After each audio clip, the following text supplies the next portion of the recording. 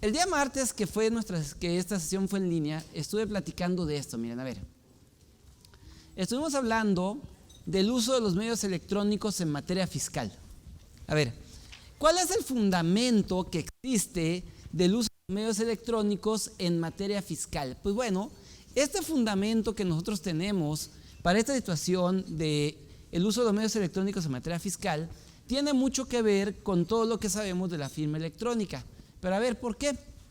Fíjense que es curioso. El artículo 17D del Código Fiscal de la Federación empieza diciendo algo bien claro. Dice, a ver, dice, cuando las disposiciones fiscales te obligan a presentar documentos, estos deberán ser digitales y contener una firma electrónica avanzada del autor, salvo en los casos que las disposiciones digan otra cosa, ¿no?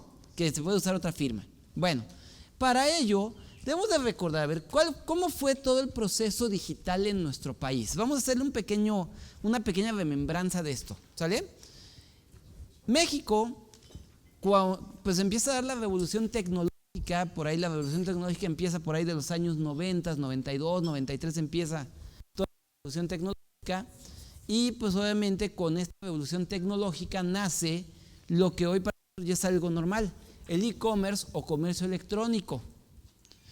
Entonces, ¿qué fue lo que pasó? Este comercio electrónico, como tal, pues no tenía regulación. No había una regulación, no había una ley en México que dijera cómo lo podíamos tributar. Lo cual obviamente dejó la puerta abierta a que mucha gente hiciera negocios a través de internet y no pagaran impuestos, ¿verdad? Entonces, esta situación, al verse, pues dijeron, ¿saben qué? Tenemos que regular a la de ya. Y la primera regulación vino a través del Código de Comercio. Fue el año 2000 cuando se hace una reforma al Código de Comercio y se agrega lo que hoy conocemos como el capítulo del comercio electrónico. Este capítulo corre del artículo 89 al artículo 152 del Código de Comercio. Y ahí se sientan las bases para lo que hoy conocemos como Ley de Firma Electrónica Avanzada. ¿Por qué? Hay un articulito que siempre deben de leer para tener bien el antecedente de todo este tema electrónico. Y es el artículo 89 del Código de Comercio. Este artículo 89 precisamente es, vamos a llamarlo que es la teoría general del comercio electrónico. ¿Sale? En este artículo 89 ustedes van a encontrar conceptos que hoy son de uso normal, vamos a llamarlo así, de uso cotidiano, y que como tal nos lleva bajo esta premisa a lo que comúnmente utilizamos al día de hoy. Ahí van a encontrar ustedes el concepto de firma electrónica, el concepto de firma electrónica de fidelidad. Sí, son dos diferentes. Ahorita explico la diferencia, ¿sale? Son dos diferentes. Una es la firma electrónica, otra es la firma electrónica de fidelidad, ¿sale?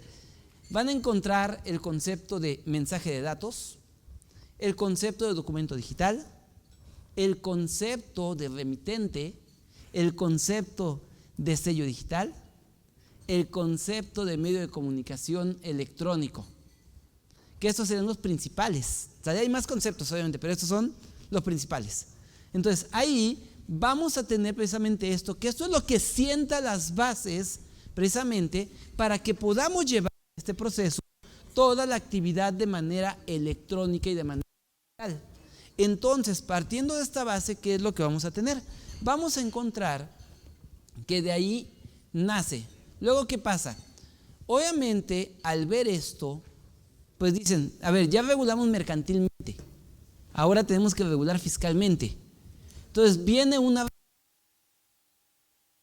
del año de 2006 al Código Fiscal de la Federación.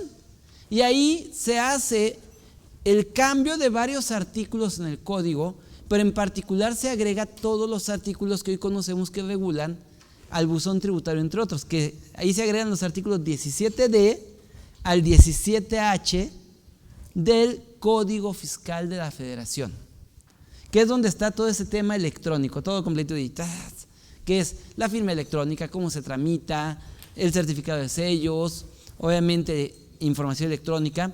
Se modifica en un primer esfuerzo el artículo 28 del código para agregar por primera vez el concepto contabilidad en medios electrónicos. Ojo, todavía no como el que hoy conocemos, pero sí un concepto diferente.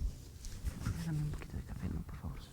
Entonces, en este sentido, ¿qué pasa ahí? Vamos a ver que se van dando estos cambios, pero se agrega un cambio que es sumamente sustancial para esto. El artículo 31 del Código Fiscal de la Federación. ¿Por qué es sumamente sustancial? Porque la redacción actual del artículo 17D no tendría una lógica y no tendría una cabida si no nos imponen la obligación de entregar información electrónica. ¿Y de qué habla el artículo 31? De hecho son dos, el 30A y el 31, ¿sale? ¿De qué hablan estos dos artículos? Precisamente hablan de eso. Hablan de la obligación que los contribuyentes tenemos de presentar solicitudes, avisos, declaraciones e información de manera electrónica. Entonces, ¿qué pasa ahí? Precisamente por eso dice el 17D. A ver, cuando las disposiciones fiscales te obligan a entregar información de manera electrónica, en ese momento tendrás que hacerlo mediante el uso de una firma electrónica y lo vas a enviar por el método de comunicación oficial, a menos que las disposiciones fiscales digan algo diferente. Entonces, para esto, hoy día y siempre han existido dos tipos de firmas. Otrora las conocíamos como clave CIEC y como la FEA. Hoy las conocemos como la contraseña y la fiel, ¿verdad? Y ese era un tema, porque el tema de cambiarle el nombre de FEA, muchísimas gracias, de FEA a fiel, fue un tema mercadológico. O sea, fue un tema de mercadotecnia, porque la gente decía, ay, es que es la fea, échame la fea. Pues, ¿qué asociamos con la fea? Pues algo negativo, algo que no nos gusta, ¿no? ¿Y qué asociamos con la fiel? Pues por la palabra fiel entendemos algo que siempre está con nosotros, algo que nos acompaña, que nos apoya, ¿no? Y fue un tema mercadológico. De hecho, por eso el SAT le cambió el nombre, pues dijo, no, espérate, quítale eso de la fea y mejor le ponemos fiel, ¿sale? Fue un tema mercadológico. Y la CIEC, pues eso ahí no sé por qué se desocurrió, sinceramente, pero pues eso de contraseña como que causa más confusiones que cosas, ¿no? Porque las dos son contraseñas. Pero precisamente fíjense que el Código de Comercio precisamente contempla los dos niveles. Lo que conocemos como contraseña es lo que el Código de Comercio le llama firma electrónica. Y lo que conocemos como fiel es lo que el Código de Comercio le llama firma electrónica de fidelidad. ¿Sale? ¿Cuál es la diferencia entre estas? La diferencia entre estas es que la firma electrónica es un password, simplemente un password, que se crea con elementos personales del autor. Es decir, tú quieres crear una contraseña y te pregunta, a ver, dime cuál es tu fecha de nacimiento, cuál es tu color favorito, en qué fecha te casaste, el nombre de tu perro, qué deporte te gusta, que son cosas que en teoría pues nosotros sabemos, ¿no? Y va creando con esto semillas algorítmicas que generan tu contraseña. Y obviamente después pues, le pones las letritas de los números, ¿no? Mientras la firma electrónica de fidelidad, su característica es que viene acompañada por un certificado digital. Hoy sí necesito un poquito de café porque de la cumbre fiscal llegué medio enfermito de la garganta, pues ya saben eso de los cambios de temperatura y la cerveza, no miento, y la bebida fría, no hace bien para la garganta, y más nosotros que tenemos que estar hablando, ¿no? Pero bueno, entonces el punto es de que el certificado digital es un documento electrónico que crea un agente certificador con datos biométricos del autor. Es decir, se digitalizan nuestras huellas y a través de interpretación digital se pone en cuál es la característica de nuestras huellas. Y en Lore, acá había. Y también vamos a encontrar que se pone características de nuestro iris, de nuestro rostro, entre otras cosas, con el objetivo de que aquel que decide titular de un certificado digital, obviamente se pueda verificar con la información que este trae. Si llega ahí y dicen, pues, de 2 metros, está como Arnold Schwarzenegger, tiene ojos verdes y cabello rubio, y llega Carlos, el que están viendo aquí, pues no, espérate, tú no eres, ¿no? Esa firma no es tuya. Entonces, ¿por qué? Porque se supone que el SAT tiene el programa que cuando utilizamos la firma electrónica, por ejemplo, para algún trámite presencial, puede ver nuestros elementos, aunque no esté cargada una foto. Y en teoría podrían interpretarlo. ¿Sale? Entonces, esa es la situación. Bueno, entonces la firma electrónica va a ser ese documento que vamos a utilizar para este intercambio de información.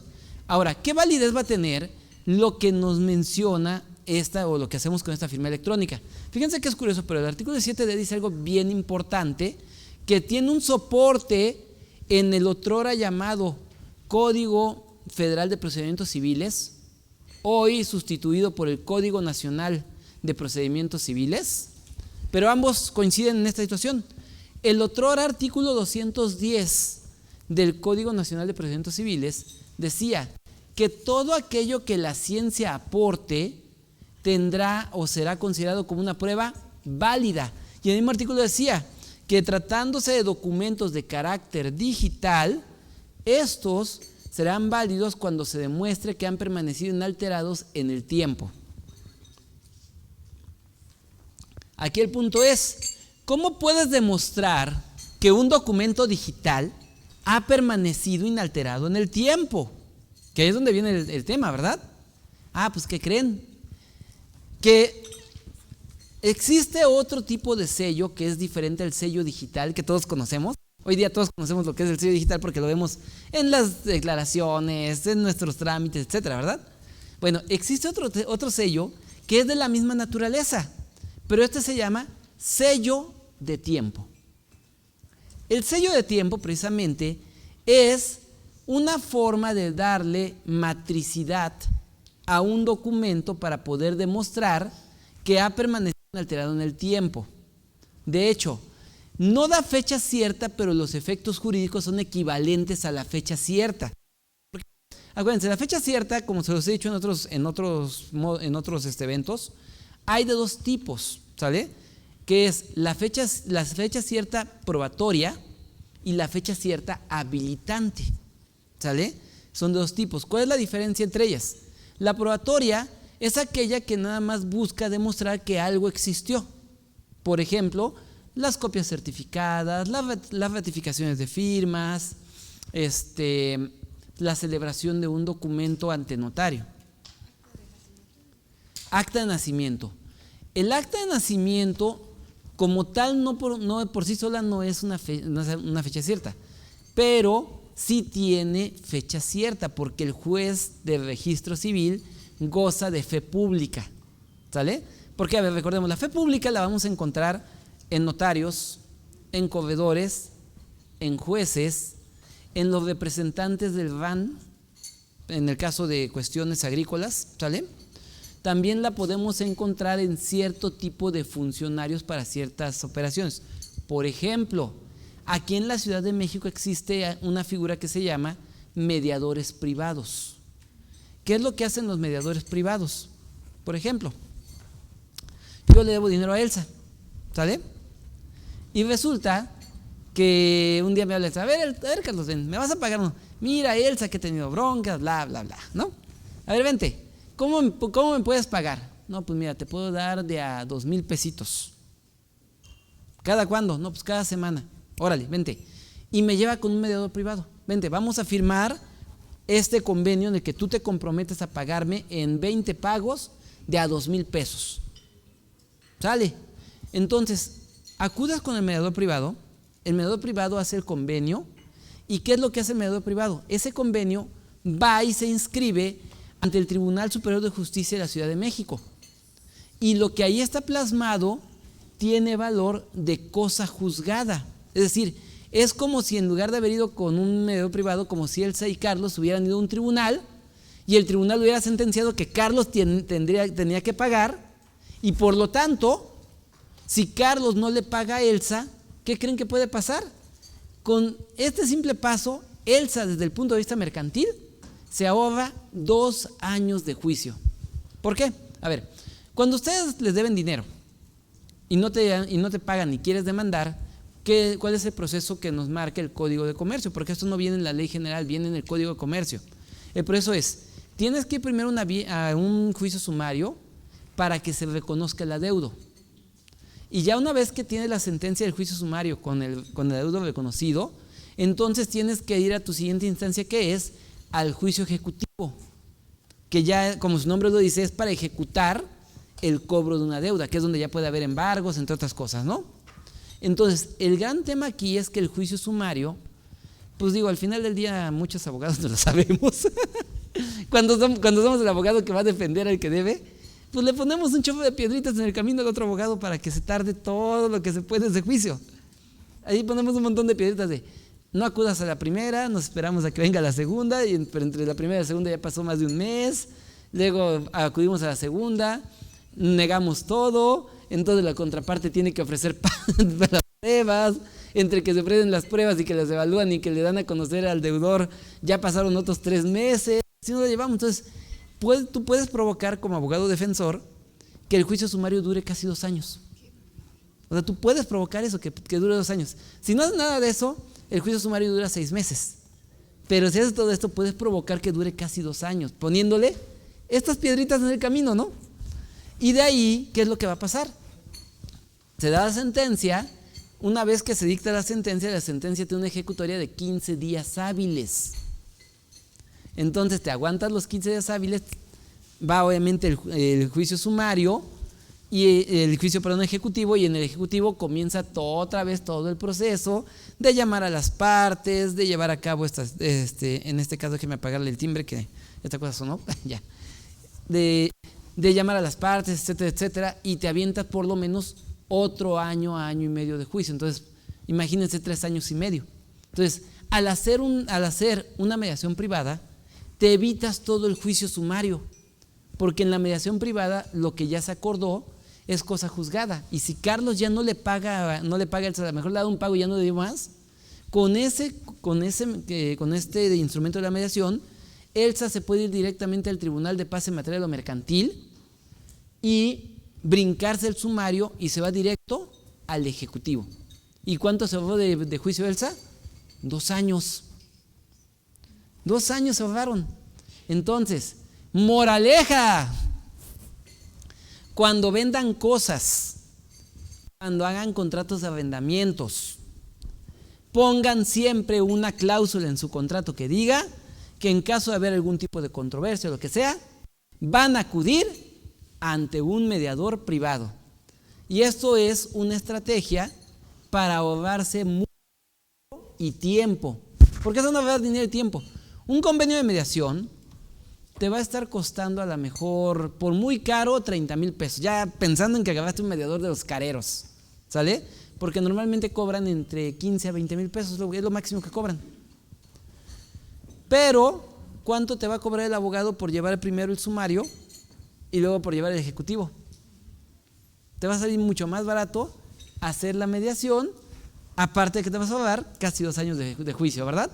Y es una parte importante que vamos a tener en este contexto para poder llevar, ¿sale? Entonces, es un tema particular que tener. Préstame un microfonito, por favor. Acá con el contador. Aquí. Corre, ya despierta. En el caso de esto del mediador privado, o sea, se pone en el contrato de renta. Sí. En 2 años, bueno, supongamos que no me paga el inquilino, no me paga. Ajá. O sea, quedó en el contrato que se iba a manejar con un mediador privado. Pero en el momento que no me paga, ¿qué es lo que tengo que hacer en ese momento? Muy bien. Bueno, también, a ver, nota importante. Otra cláusula, hablando de arrendamientos en particular, otra cláusula que hay que poner. Siempre pongan la cláusula del desahucio. Desahucio. Sí, como cuando alguien dice que ya está desahuciado, ¿sale? Pero este es un tema para el arrendamiento, el desahucio. El desahucio es una figura jurídica civil en donde cuando hay arrendamientos y el inquilino no paga, tú puedes sacar a ese inquilino en 2 meses. El desahucio es un procedimiento abreviado precisamente para el tema de los arrendamientos. Y se pone que se acepta el desahucio. ¿Sale?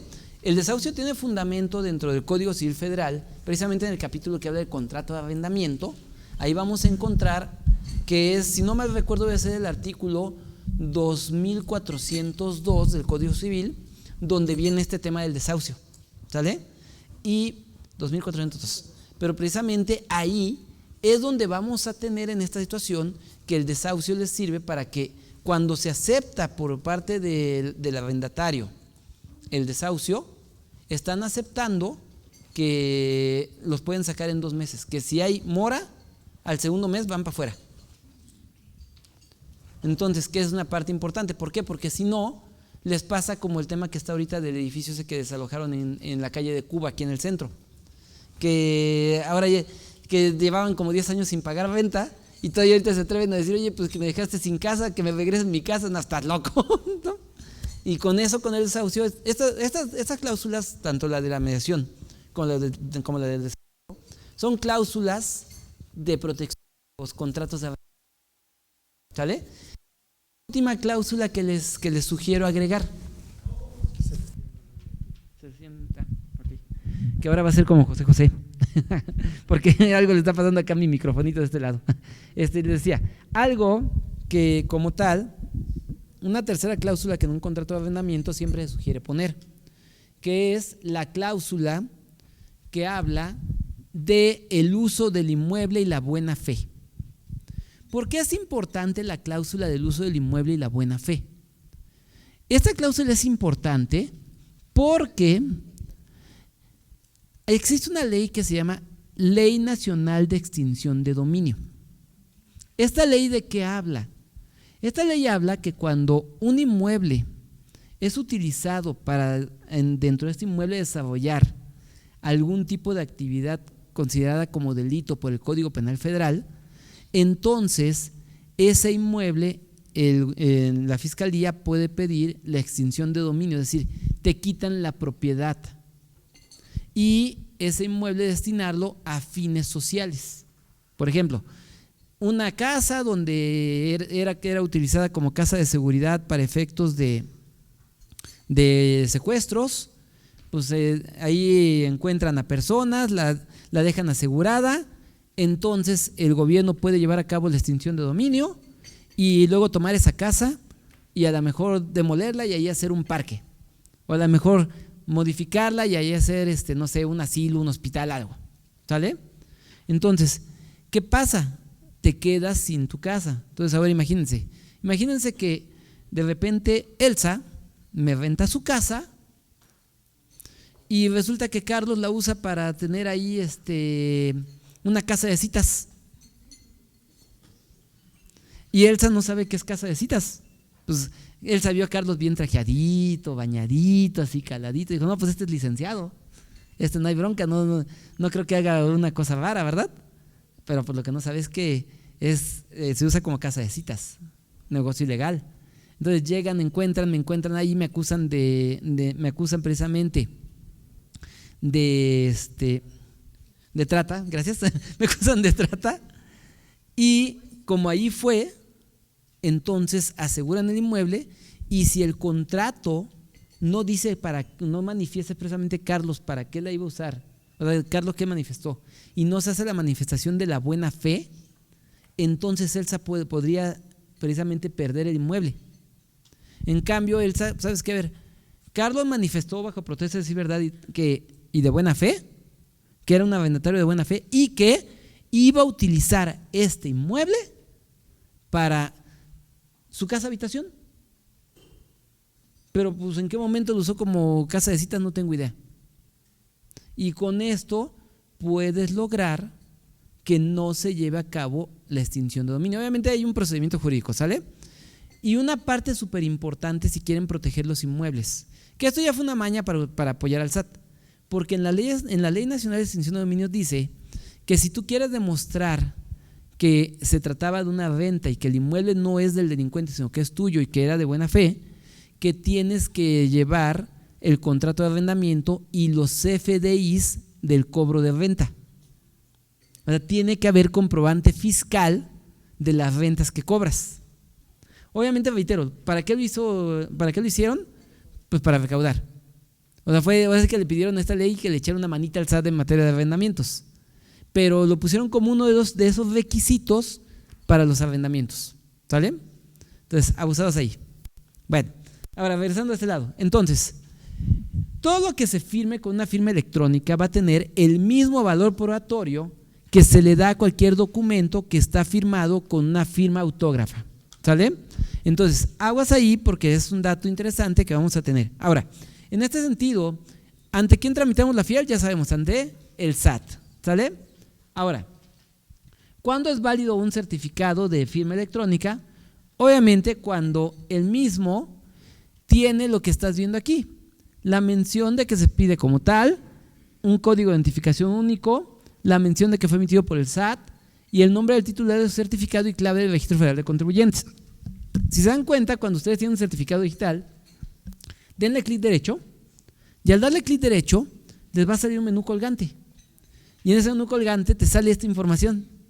Te dice, fue emitido por el SAT, el titular es no sé quién, su RFC es tal y hasta dice su CURP, ¿no es cierto? Precisamente eso se permite ver para el cumplimiento del artículo 17G.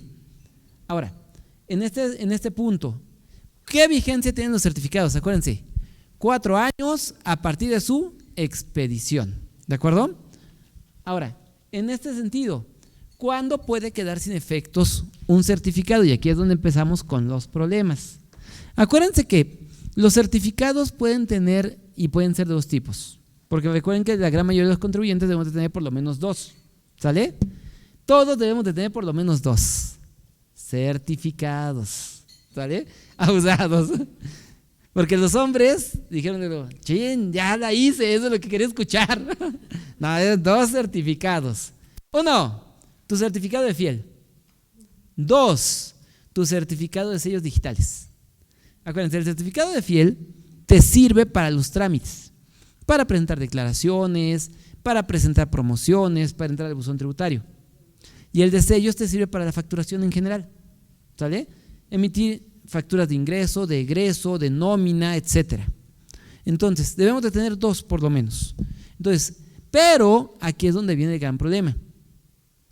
En ese mismo sentido, tenemos 2 artículos del Código Fiscal que hablan de esto. ¿Cuándo podemos restringir un certificado y cuándo podemos cancelar un certificado, los del SAT? Y ahí va a haber una serie de cuestiones que son importantes en este sentido. ¿Por qué? A ver, empezamos primero por el tema de la cancelación. El artículo 17H del Código Fiscal, ahí vamos a encontrar precisamente lo que es la cancelación del certificado de sello. ¿Cuáles son estos supuestos? Y abusados porque hay unos muy curiosos. 1, cuando el titular lo solicite. Ya ven que entramos al Certisat y hay uno que dice solicitud de revocación de certificado. A eso se refiere exactamente. Tú solicitas que tu certificado muera y tengas uno nuevo. ¿Sale? 2, cuando se ordene una resolución judicial o administrativa. ¿Cuándo puede ser esto? Apúntense un articulito. Artículo 11 bis del Código Penal Federal. Ahí van a encontrar las consecuencias jurídicas por delitos penales cometidos por personas morales. Y precisamente ahí menciona que puede ser inhabilitado, en este caso la empresa, para poder emitir facturas. ¿Y cuál es una forma de inhabilitarlo? Restringirle su firma electrónica, ¿sale? Que esa es una forma muy práctica que tiene el SAT para inhabilitarlo. Porque puedes hacer actividades económicas, pero como la gente va a querer factura, pues no vas a poder trabajar, ¿verdad? O sea, en realidad te están inhabilitando, que es un tema ahí importante. Que ojo, dicho sea de paso, esa es una razón por la cual puedes ir al amparo indirecto por tema de bloqueo de sellos, ¿sale? ¿Por qué? Artículo 5 constitucional, libertad de profesión y de actividad, ¿verdad? Entonces ahí dice que nos podemos dedicar a lo que queramos, siempre y cuando sea lícito. Entonces mientras lo que tú hagas no sea ilícito,